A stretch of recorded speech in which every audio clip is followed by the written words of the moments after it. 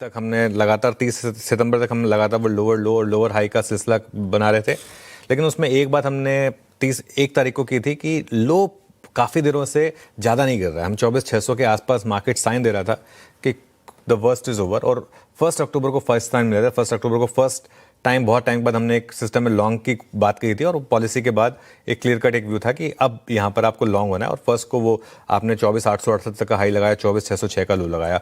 और अब फ्राइडे का देख लीजिए, फ्राइडे को ध्यान रखिएगा, हम 70-75 पॉइंट नीचे खुले थे अगर आप वो प्री ओपन देखेंगे तो 24,904 उसके बाद रिकवरी तक गए हम। और आप लो देखें 24,747 कंफर्टेबली अहेड, और जहां खुले बस वहीं लो था और वहां से मार्केट ने आपको वन वे रैली दी और बैंक निफ्टी ने उसको फिर से लीड किया। अगर आप बैंक निफ्टी का इंटरडे चार्ट देखेंगे फ्राइडे का, तो पॉलिसी के बाद उसने लीड किया। ये देखिए किस तरीके से सुबह जहां खुले वहीं लो बना और वहां से आपको 400 पॉइंट का चोखा मुनाफा दिया बैंक निफ्टी ने। अगर आज गिफ्ट निफ्टी सही है और अगर वाकई में 50 पॉइंट नीचे खुल रहा है तो मैं इसे फिर से एक मौका मानूंगा, जैसा कि हमने फ्राइडे को माना था। अब आपका निफ्टी का नया स्टॉप लॉस होगा 24,725 का। बेसिकली जो फ्राइडे का लो से बस जरा सा नीचे, कई बार क्या होता है 10-15 पॉइंट से वो कहीं लग जाए तो फिर दिक्कत हो जाती है। और बाय का बेस्ट जोन होगा 24,800 से 24,850। अगर गिफ्ट निफ्टी सही है तो वो जोन आपको मिल जाएगा आज।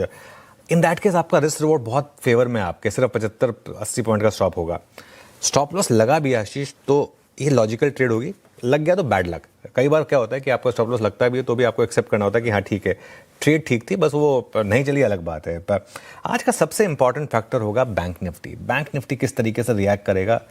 कोटक और एचडीएफसी बैंक के अपडेट्स और पीएसयू बैंकों के भी आए हैं कुछ, उन पर बाजार रिएक्ट करेगा।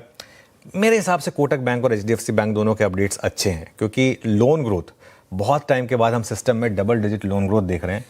बजाज फाइनेंस से तो आप एक्सपेक्ट भी कर रहे थे कि अच्छी नंबर आएंगे, 23% के करीब उन्होंने वो ग्रोथ दिखाई है, वो ठीक ठाक है। डीमार्ट के नंबर थोड़े खराब है, लेकिन मतलब ऐसा भी नहीं कि हाउलर है कोई बहुत ज़्यादा खराब है, ऐसा भी नहीं। और स्टॉक ऑलरेडी काफ़ी गिर चुका है अगर आप देखें डीमार्ट का स्टॉक पिछले कुछ दिनों में।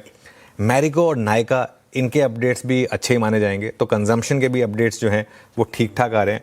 और इस हफ्ते से आप देखें तो अर्निंग सीजन का आगाज़ हो रहा है, ये भी इंपॉर्टेंट क्यों है। हालांकि थर्सडे को आप टीसीएस के नंबर से शायद आगाज़ खराब हो, लेकिन उसके बाद टाटा एलेक्सी, फिर एवेन्यू सुपरमार्ट और अगले हफ्ते फिर 2 और बड़े नंबर आएंगे एचसीएल टेक और टेक महिंद्रा के फर्स्ट हाफ में। तो कुल मिलाकर उसका पूरा का पूरा आपके सामने लिस्ट आएगी। ये पूरा का पूरा अर्निंग सीजन है। खैर अभी इस पर नहीं रहते हैं, आज देखते हैं बैंक निफ्टी कैसे रिएक्ट करेगा। मेरा ये मानना है कि अगर गैप डाउन हुआ तो वो शायद आपके लिए बाइंग अपॉर्चुनिटी होगी।